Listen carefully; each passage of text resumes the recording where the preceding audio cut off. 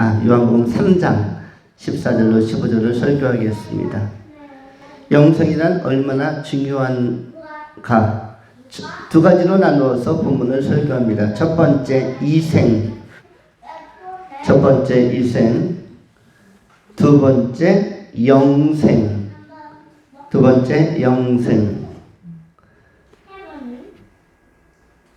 하나씩 상고합니다. 영생이란 얼마나 중요한가? 요한복음 3장 14절로 15절. 첫 번째 이생입니다. 보통 사람들은 생애를 분류할 때 이생 또는 전생 또는 영생 이렇게 구분합니다. 이생, 전생, 영생.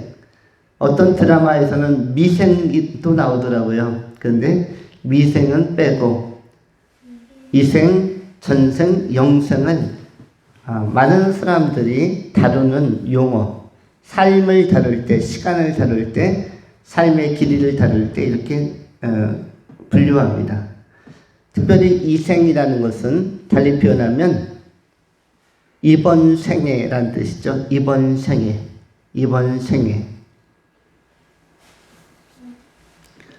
또한 신앙이 없는 분들은 전생에 대해서도 이야기합니다. 전생. 전에 있었던 생애. 그런데 이것은 윤회적 토양 속에서, 윤회적 토대 위에서 그 삶을 전개할 때 전생이라는 개념을 꺼내 들기도 하죠. 그런데 윤회적 사관이 아닌 창조 사관 안에서는 여러분은 처음 태어난 분들이 맞습니다. 이런 분들은 처음 태어난 것이고, 그러면 전에는 여러분이 어디에 있었는가? 하나님의 품에, 하나님의 마음속에, 하나님의 사유와 상상 속에, 하나님의 설계와 계획 속에서 여러분은 자리하고 있었습니다. 어떻게 보면 여러분은 하나님의 생각 속에 전에 보존되어 있다가 때가 참에 역사의 적절한 시점에 여러분이 가지고 있는, 알고 있는 생년월일에 지상에 나온 것입니다. 그러므로 여러분에게 만일 전생이 있다면 전생은 어디인가? 하나님의 생각, 하나님의 계획이 여러분이 실질적으로 확보하고 있었던, 소지하고 있었던 전생이라고 할 수가 있습니다. 그러므로 옛날에 신라의 공주였느니, 고려시대에 무슨 장군이었느니 이런 것은 전부 다 허구라고 할 수가 있습니다. 그러면은 그런 전생 이야기는 우리가 이렇게 간단히 그냥 지나가면서 이야기를 하고, 우리가 정돈할 것은 우리는 전에 무엇이었는가? 하나님의 생각 속에 보존되어 있었고 하나님의 계획 속에서 잠재적 존재로서, 잠재적 실제로서 앞으로 향후 미래 역사의 한복판에 태어날 자로 준비되고 있었던, 기다리고 있었던 잠재적인 하나님의 사람들이었고 때가 참에 태어난 것입니다. 그런데 우리가 주목할 것은 전생에 관한 것이 아니라 이생과 영생에 관한 것입니다. 이생은 현실 세계이고 영생은 이상 세계, 미래 세계에 관한 것입니다. 이생이라는 것은 지금 현재 경험하고 있는 세상, 여러분의 연수, 나이, 연조를 따라서 경험해 왔고 경험하고 있고 앞으로도 상당 기간 경험할 미래라는 시간, 역사적 시간을 가지고 있는 것이 바로 이생이라고 할 수가 있습니다. 이번 생에 있어서는 제일 중요한 것이 감사하는 마음으로 사는 것이 제일 중요합니다.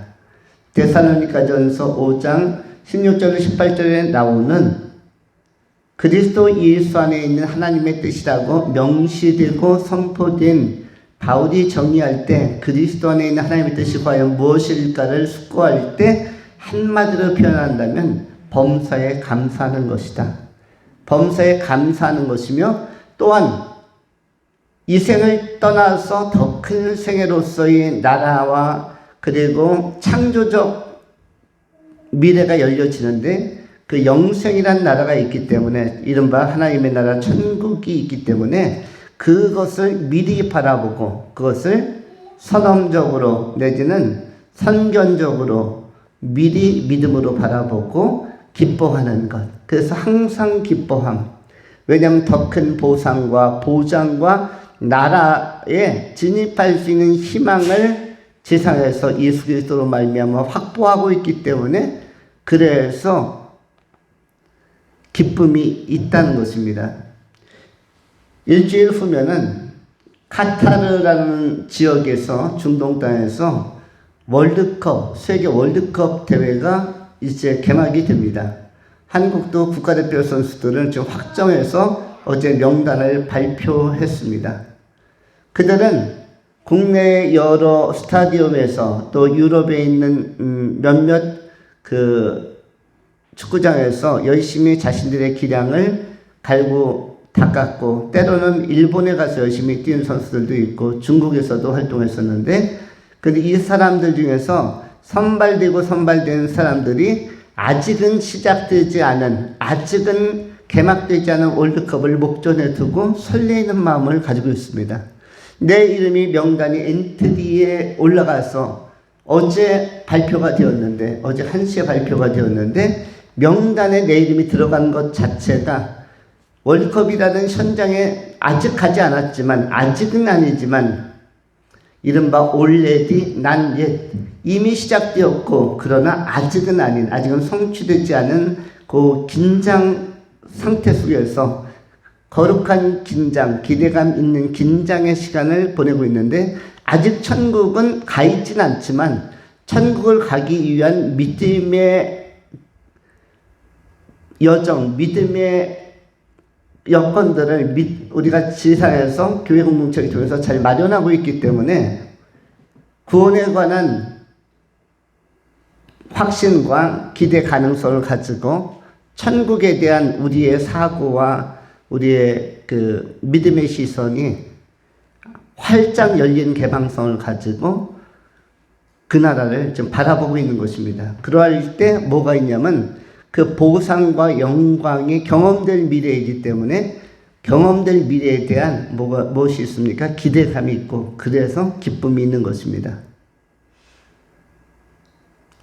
고등학교 학생들이 수능을 잘 치르고 나면 대학교에 합격했다라는 통지가 오면 아직 그 대학교를 실제로 가보지 않고 입학하지 않고 캠퍼스 생활을 하지 않아도 기다리는 기간, 이제 학교에 이제 며칠 후에 가보고 교과서도 타고 또 옷도 마치고 뭐 과복이나 이런 것도 좀 주문하고 아직은 다 경험되지 않았지만 이미 시작되어진 already 벌써 이미 시작되어진 이 영광 앞에서 기쁨은 언제 기뻐하는 거죠? 지금 기뻐하는 것입니다. 이 기쁜 소식, 이른바 굿뉴스, 복음, 유앙겔리온, 이 좋은 소식을 멀리서부터 전달받아 듣고 있는 당신은 합격입니다. 합격 통보. 그것이 회사라고 할 때도 마찬가지입니다. 대기업에 가고 싶은 마음이 있었는데 또는 방송국에 들어가 보고 싶었는데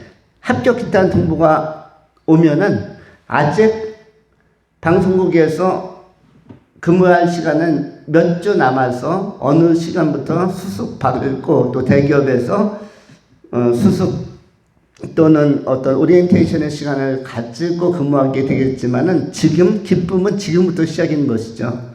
마찬가지로 하나님의 나라가 임박해 있기 때문에 바울의 시각에서는 바울은 굉장히 급진적 종말론을 가지고 있었습니다. 하나님 나라가 빨리 올 것이다.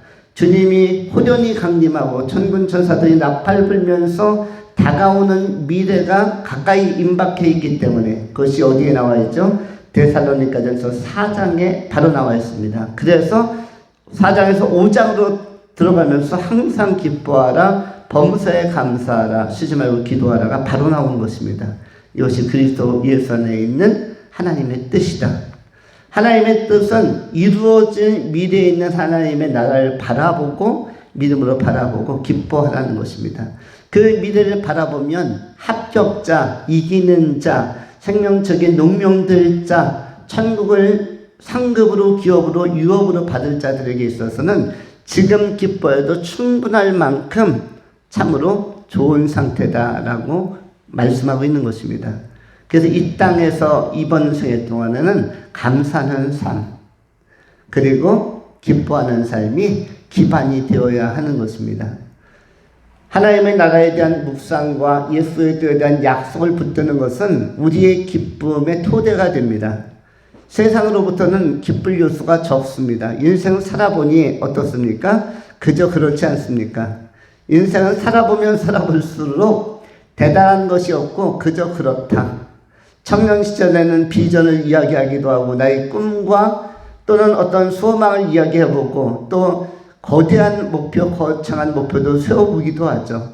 내가 어떤 영역의 최고의 목표 지점을 도달하면 행복이 극대화될 것이고 나는 이렇게 인생을 잘 운영하면서 가장 충만하게 많은 사람들의 주목을 받으면서 살 것이다라는 나름대로의 설계를 하지만 실제 삶은 어떻습니까?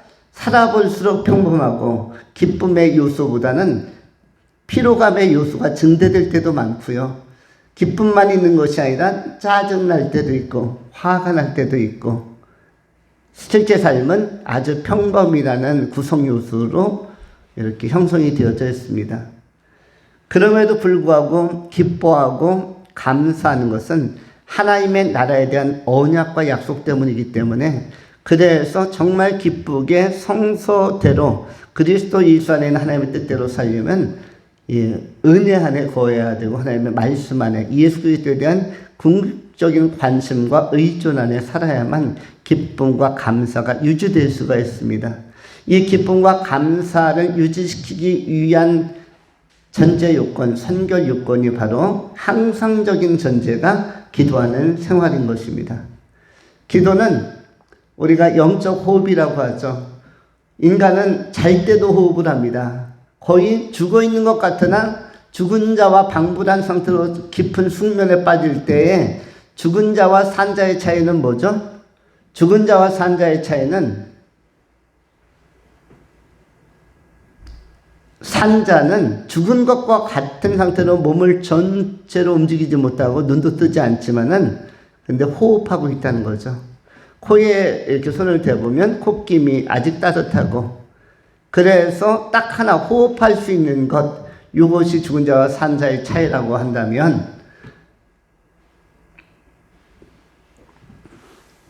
우리가 영적 호흡인 기도가 이와 같이 호흡을 항상 하는 것이 살아있는 것처럼 살아있는 신앙적인 삶의 주요한 요소, 기반, 근거, 토대가 되는 것은 바로 기도라는 것입니다. 기도하는 생활이라는 것이죠. 하나님께 기도하고 소통하는 것. 이것이 시간과 공간을 넘어서서 어디에서든지 사실 시간, 공간보다 더 중요한 것은 충분한 양이 필요한 것입니다. 여러분이 좋아하는 친구와 차를 마실 때 어느 시간에 만나면 어떻습니까? 오전에 만나든 오후에 만나든 저녁에 만나든 주말에 만나든 평일에 만나든 언제 만나도 관계가 없는 것입니다. 언제 만나도 정말 좋은 사람과 다정한 사람과 여러분을 신뢰하는 사람과 친밀한 사람과 만나면 새벽에 차 한잔 마시는 것도 나쁘지 않습니다. 산책하다가 그런데 정말 중요한 것은 좋은 사람과는 언제 만나도 좋다는 것입니다. 의미가 있고 그 시간이 가치가 있습니다. 마찬가지로 하나님과도 언제 기도해도 되는 것이죠. 하나님께는 예수 그리스도의 이름으로 언제 기도해도 됩니다. 또 어디에서 기도해도 관계없습니다. 교회 당에서 예배도 좋고 또는 침상에서 기도해도 좋고 다윗 같은 경우는 침상에서도 기도를 많이 한 것 같은데 사무엘이라든지 침소에서 기도해도 좋고 집에 책상에서 식탁에서 기도해도 좋고 소파에서 기도해도 좋고 아니면 산책하면서 기도해도 좋고 아니면 놀이터라든지 어떤 의자 벤치에서 가을 낙엽 보면서 기도해도 좋고 근데 중요한 것은 기도의 양을 확보해야 한다는 것입니다. 기도의 양을 확보해야 된다. 왜냐하면 친구 만나서 다정한 친구랑은 대화하는 실제 대화 내용이 많아야만 합니다. 오랜만에 친구 만나서 저녁 때 한번 만나자 해서 밤 11시에 만난 것까지는 좋은데, 새벽 시간에 만나자 해서 만난 것은 좋은데 말 서너 마디밖에 안 하고 헤어진다면은 큰 의미가 없는 것이죠. 기왕 만나면 어디서 만나도 좋으나 대화의 양이 많아야 되는 것처럼 마찬가지로 하나님께는 대화의 양, 기도의 양이 많아야 된다. 기도의 양이 너무 빈곤하거나 너무 절제되어 있지는 않은가, 너무 적지는 않은가 생각하면서 실제로 하나님과 대화를 많이 하는, 기도를 많이 하는 삶을 살아감으로 이번 생애가 희망과 기쁨과 감사로 넘치는 그리스도 예수 안에 있는 하나님의 뜻을 성취해가는 귀한 성도님들이 될 수 있기를 축원합니다. 두 번째로 영생에 관한 것입니다. 이번 생애, 영생은 미래적 생애인데 오늘 본문에 나오는 요한복음 3장 15절 이는 그를 믿는 자마다 영생을 얻게 하려 하심이라 라는 이 말씀은 그 헬라어로는 조의 아이오니아 이렇게 기록되어져 있습니다. 조의 아이오니아. 조에는 생명을 헬라어로 조에라고 하고요. 생명. 근데 영원한 생명하면 조의 아이오니아. 우리가 일반적으로 그냥 영생하면 이터널 라이프, 영어로는 이터널 라이프 이렇게 얘기하죠. 조의 아이오니아, 이것이 영생인데 여기서 영생은 시간의 연장이 아니라 질적으로 풍성한 세계의 진입이라고 이렇게 이해하시면 좋습니다. 시간의 연장 이렇게 생각하는 것은 아주 말초적이고 이것은 아주 단편적인 사고이죠. 시간의 연장이 행복하지 않다는 것은 여러분 요즘 환우들을 보면 아실 것입니다. 병원에 가면은 환우들이 시간을 연장합니다. 어떤 때는 호흡기를 끼고 산소호흡을 받으면서 어떤 때는 주사 바늘을 많이 꽂고 있으면서 그런데 시간의 연장으로서 30년, 50년, 100년, 200년, 300년, 500년, 1000년, 2000년 사는 것이 행복하다고 할 수가 없습니다. 시간의 연장 개념이 아니라는 것을 기억해야 할 필요가 있습니다. 시간의 연장이라기보다는 영원한 생명은 그 영원이라는 그 측면보다 생명이라는 측면, 생명의 합류, 생명 안에서 질적으로 존재적으로 완전히 변화하는 것, 이 변화의 풍성에 초점을 맞출 필요가 있습니다. 하나님의 나라는 영원에서 좋은 나라일 뿐만 아니라 영원적인 것보다 질적으로 매우 완성도가 높고 만족도가 높고 사랑이 넘치는 나라이기 때문에 좋은 것입니다. 그냥 오래 산다가 아닙니다. 질적으로 풍성하게 오래 산다이고요. 영원한 세계 영생, 예수 그리스도 안에 약속된 이 영생은 질적으로 너무 뛰어나고 우월하고 탁월하고 그야말로 형용할 수 없을 만큼 좋은 곳입니다. 완성도가 최고 극대치라고 할 수가 있는데 만족도도 극대치라고 할 수가 있는 것입니다. 그래서 영생 하나님 나라가 좋은 나라이고 천국이 좋은 나라가 되는 것입니다. 하나님이 영원히 영생하시는 분인 것처럼 하나님을 믿고 예수 그리스도를 믿는 사람들 또한 영원한 하나님과 더불어서 영원한 생명을 누리게 되는 것입니다. 천국은 사랑의 공동체이기 때문입니다. 사랑의 공동체이고 모든 것이 사랑으로 빚어져 있습니다. 사랑과 평화. 이 세상은 사랑과 평화가 어느 곳에도 없는 특성을 가지고 있습니다. 자연은 아름다운데 어디 가나 사랑이 결여되어 있고 어디 가나 사람들의 표정이 메말라 있고 굳어져 있고 경직되어 있으며 어디 가나 평화의 소식을 듣기가 쉽지 않습니다. 뉴스만 들어도 분쟁과 갈등이 많이 나오지 평화와 사랑의 소식이 많이 들려지지 않습니다. 평화로울 것 같은 지구촌이 지금 한쪽에는 계속적으로 러시아와 우크라이나는 전쟁 중이고 또 다른 곳은 경제 전쟁, 정치 전쟁, 질병, 바이러스와의 전쟁, 각종 이런 그 질병들과의 질환들과의 전쟁, 생존 경쟁, 굉장히 많은 경쟁과 쟁투 속에서 지상은 실제적 평화나 실제적인 사랑이 적은 가운데 서 있습니다. 사람들이 보편적으로 다 착해 보이고 고와 보이고 또 여성들은 화장도 하고 남성들도 자기 몸을 가꾸면 전부 다 멋있어 보이지만 그런 이웃 간에도 사랑과 평화를 나눈 경우는 많지가 않습니다. 아이들도 다 평온해 보이고 착해 보이지만 그들 안에 정말로 순수성과 평화와 사랑이 있고 아름다움이 있는가, 참다운 인간성이 있는가 하면 그런 것들이 많이 결손되거나 결핍되는 경우도 많습니다. 조금만 들여다보면 금방 확인할 수가 있습니다. 이런 측면에서 하나님의 나라 천국은 질적으로 우수하다는 것입니다. 시간적으로 영원성의 개념보다 선행하고 앞서는 것은 먼저 이해해야 할 것은 질적으로 매우 좋은 나라이다. 평화와 사랑이 가득한 나라요. 그래서 모든 백성들의 하나님 나라 시민들의 얼굴에는 기쁨이 가득하고 성령 충만함이 가득하고 환희가 가득하고 희열이 가득하고 다 빛나는 영혼, 빛나는 영성을 가진 사람들로 더불어 살기 때문에, 그리고 지상에서의 것은 하나도 생각이 안 나기 때문에 여기에는 갈등이나 괴로움이 존재하지가 않습니다. 그래서 좋은 나라입니다. 이 좋은 나라는 오직 예수 믿는 사람들만이 들어갈 수가 있고 예수 안에 거하는 사람들만이 들어갈 수 있는 권세가 있는 것입니다.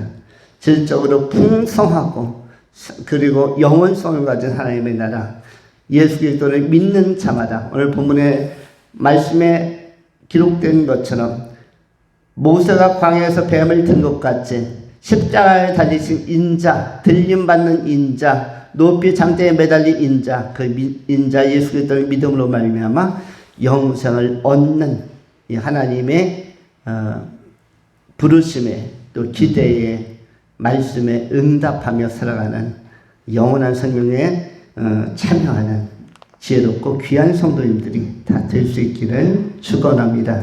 기도하겠습니다. 할렐루야. 존귀하신 하나님 감사합니다. 오늘 예수 안에 있는 영생의 의미와 영생의 중요한 가치들을 상고할 수 있도록 시간 주시고 기회 주신 것을 감사합니다. 지상을 사는 동안 범사에 감사함으로 항상 기뻐함으로 특별히 기도하면서 충분히 기도하면서 하나님과 대화와 소통을 많이 나누고 친밀감을 가지고 천국에 다 들어가는 사랑의 나라, 사랑으로 풍성한 감동의 나라, 천국에 다 들어가는 영생의 지역들이 다 되게 하여 주시옵소서. 우리 구주 예수 그리스도 이름으로 축복하며 감사하며 기도하옵나이다. 아멘.